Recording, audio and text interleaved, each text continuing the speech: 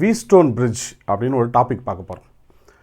ஒரு unknown ரெசிஸ்டன்ஸை குயிக்காகவும் அக்யூரேட்டாகவும் calculate பண்ணதுக்கு இந்த வீஸ்டோன் பிரிட்ஜ் மெத்தடை நம்ம ஈஸியாக யூஸ் பண்ணலாம்.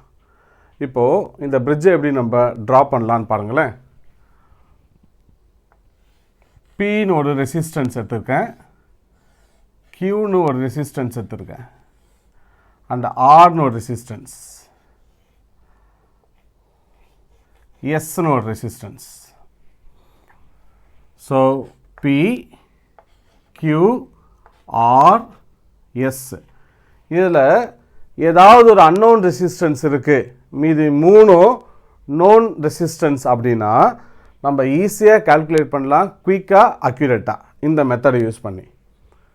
இதில் ஒரு கேல்வனாமீட்டரை கனெக்ட் பண்ணுறோம். கேல்வனாமீட்டர் நம்ம எதுக்கு யூஸ் பண்ணுறோம்?